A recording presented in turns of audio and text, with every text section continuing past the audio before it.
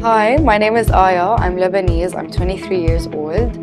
I majored in food science and management in university. During my last year of university, I started doing my research on culinary schools in the Middle East, and ICCA was one of the first and most impressive schools that I found.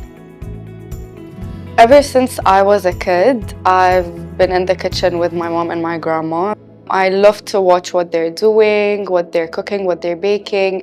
The older I grew, the more I started helping them and participating with them in the kitchen. I loved being there. It was like my therapy. I knew from that moment that this is my biggest passion and that I need to pursue it. I'm so grateful for our chef instructors for always pushing us to be better, a better version of ourselves. They can be harsh sometimes, but I know it's for our own benefit. The end result will be so worth it. I'm so grateful for every single one of them. The rest is history.